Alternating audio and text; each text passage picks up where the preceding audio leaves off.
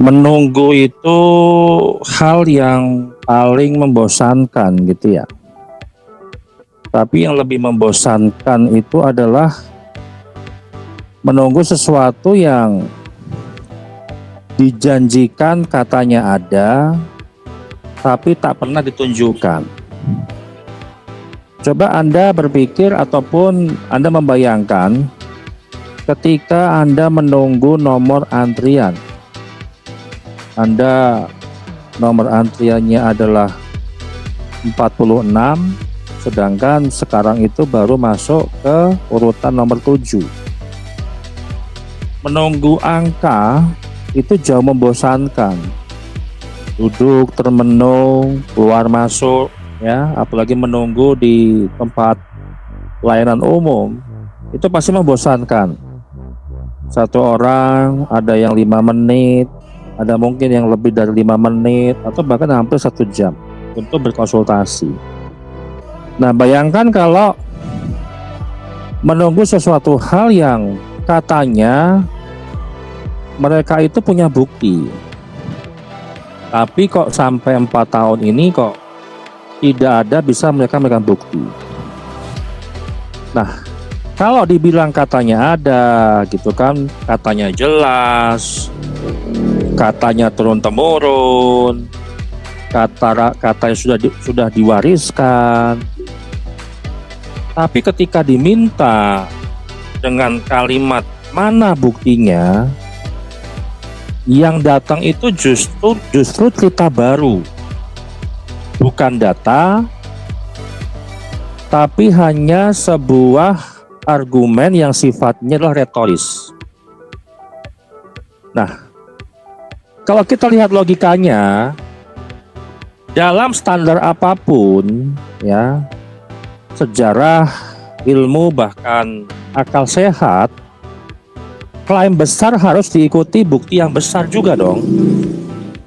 Nggak bisa kita mengaku sebagai cucu Nabi, klaim yang besar sebagai keturunan yang berhubungan dengan darah, tapi kok buktinya belum tampak. Ya wajar dong kalau publik itu bertanya, bukan di framing kebencian atau suka atau nggak suka terhadap habaib. Jadi kalau kita bicara framing yang mereka lakukan, itu tentunya tidak beralasan ya. Nah, yang sering terjadi justru gini, ketika bukti itu diminta, yang muncul itu adalah serangan ke orang ya. Kemudian tuduhan ada sebuah backingan. Kemudian mereka mengalihkan topik ya. Sebenarnya nggak menjawab juga, tapi itu adalah menghindari sebuah substansi. Nah, kemudian kita mereframe bagaimana tagar kabur Yaman aja. Jadi kalau hari ini muncul istilah itu kabur ya, pertanyaannya itu bukan kabur kemana sebenarnya, bukan ke negeri yang disebutkan oleh Presiden Prabowo kemarin gitu ya, tapi sebenarnya adalah maknanya kabur dari apa? Apakah kabur dari pertanyaan? Apakah kabur dari verifikasi? Atau kabur dari suatu pembuktian? Dan nampaknya tekanan publik ini yang menuntut Habib Ba'alawi ini untuk bisa diverifikasi kebenaran nasabnya ya. Nasabnya itu betul-betul sahih atau enggak. Kalau kita melihat tingkah laku ataupun perilaku publik hari ini tuh berbeda dengan perlakuan publik di masa lalu ya. Bukan lagi percaya asal percaya si Fulan bin Fulan yang ngomong, Oh, saya ini adalah cucu Al Habib bin Fulan bin Fulan bin Fulan, nanti nyambungnya ke Nabi Muhammad SAW. Oh, saya ini sanad ilmu nyambung.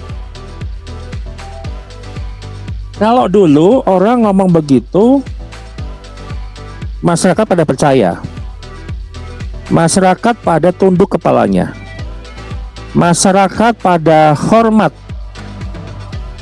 Nah, saat ini yang dilihat itu bukan lagi siapa, tapi yang melihat orang lain itu ya adalah sebuah pembuktian. Kalau memang bisa dibuktikan dengan data, sejarah, fakta, historis ya, kemudian nasab, bersambung kemana, itu nggak masalah.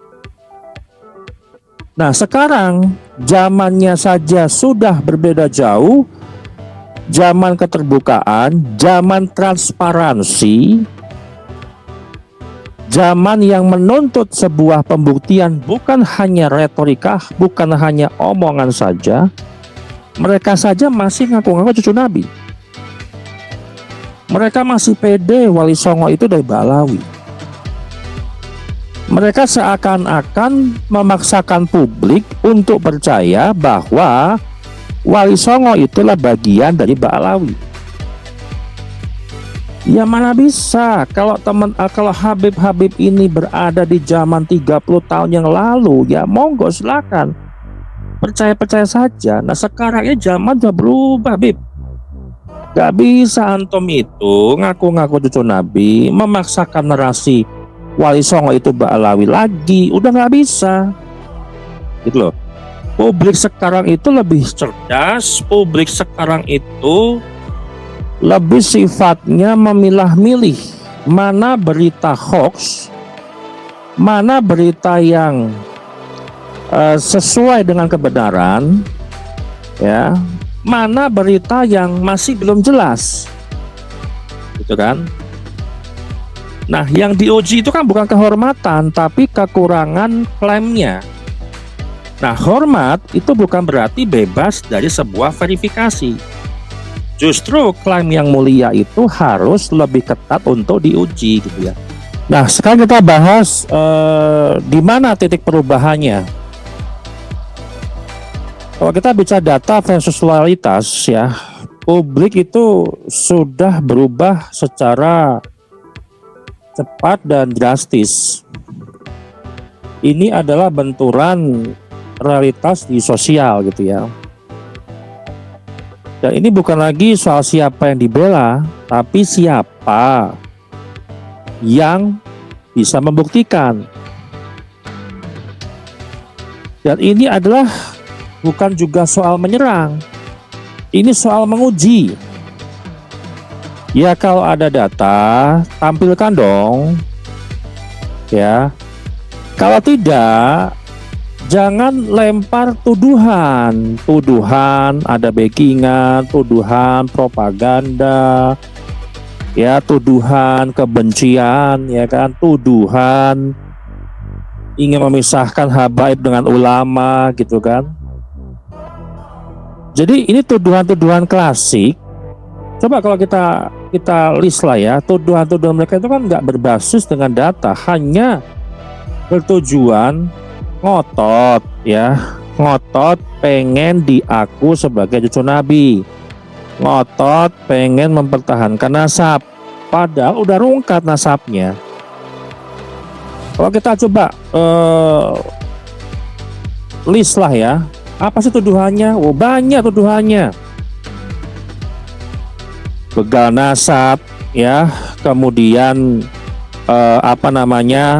retorika, kemudian operasi intelijen hitam. Banyak lah, gak kehitung tuduhan-tuduhan mereka gitu loh.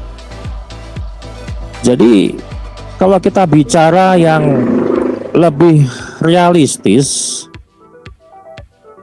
mampu nggak sih hari ini Balawi itu membuktikan nasabnya? Kita menunggu pembuktian, menunggu calon istri ya yang belum resmi ingin kita nikah, menunggu ya, itu bosen juga gitu loh. apalagi menunggu pelayanan publik, nomor antriannya kesekian, kita harus menunggu lama, bengong, bete. Apalagi ini menunggu pembuktian 4 tahun. Mereka belum bisa membuktikan nasab mereka, dan mereka belum mampu untuk menjawab 12 pertanyaan KIMAT, belum menjawab tesis KIMAT. Dan ini adalah sebuah tekanan publik, ya. Ini sebuah tekanan publik yang memang publik inginkan.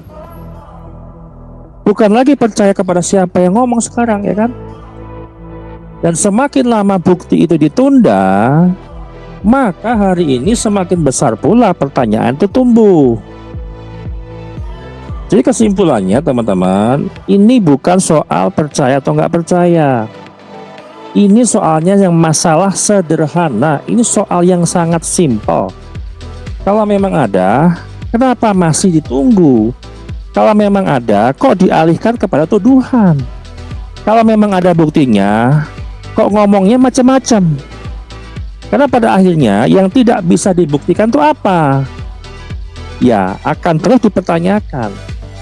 Kapanpun, dimanapun, itu pasti dipertanyakan klaim mereka. Dan itu adalah sudah takdir mereka yang memang harus rungkat, yang mereka harus sudah selesai untuk mengaku cucu Nabi, dan sudah saatnya mereka untuk tidak lagi mengklaim sebagai cucu Nabi. Demikian dari saya. Terima kasih.